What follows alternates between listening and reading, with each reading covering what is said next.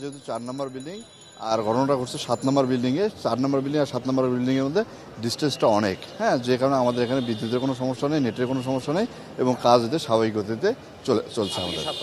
না, আমি হ্যাঁ 7 নম্বর ভবনে দুপুরের দিকে একবার গিয়েছিলাম, গিয়ে দেখলাম যে ওখানে নিচে অনেকেই দেখতেছে, হ্যাঁ, মানে তাকায় আছে। একটু ওইদিকে হয়তো একটু আতঙ্ক থাকতে পারে, যে যেহেতু কারেন্টের মানে আগুনের বিষয়, কারেন্টের বিষয়, হ্যাঁ, এই ধরনের একটু আতঙ্ক বা ভয়ভীতি থাকতে পারে। তো আমি 4 নম্বর বিল্ডিংয়ে এই ধরনের কোনো সমস্যা মনে হয়নি। তেমন কোনো কাজই হয় নাই, সব ফাঁকা ছিল, এই আর কি। কারেন্ট ছিল না, নেট খুব স্লো ছিল, এরকম আর কি।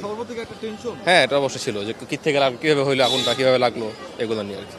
7 নম্বর ভবনে যাই না, আমার 4 নম্বর ভবনে। 4 নম্বর ভবনে আমাদের তথ্য মন্ত্রণালয়ে কাজ, পরিবেশ ভালো।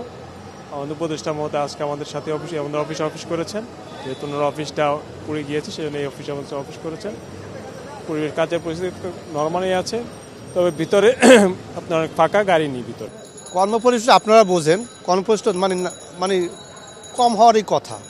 যখন 20 তলা ভবনে লিফট বন্ধ, তারা কেমন করে 20 তলায় উঠবে? আমার এই বিল্ডিংয়ে ছিল 12টার পর খুলছে, তো যারা ওইসব বিল্ডিং কাজ করে ডেফিনেটলি তার আগেই চলে গেছে, তাই না? এটা নিয়ে আমি কোনো মন্তব্য করতে পারবো না, এটা সরকার তদন্ত কমিটি গঠন করছে।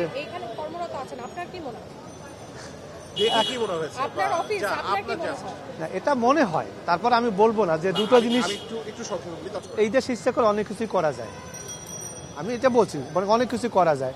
একটু সন্দেহ হয় দুইটা জায়গা থেকে হয়েছে, দুইটা জায়গা থেকে শর্ট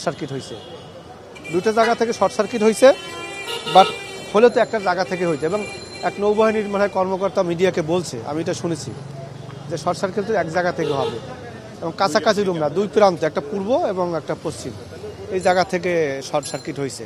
বছর শেষের খুশি নগদে হবে বেশি। নগদ পেমেন্টে নির্দিষ্ট ক্যাটাগরির কেনাকাটায় 300 টাকা পর্যন্ত ক্যাশব্যাক।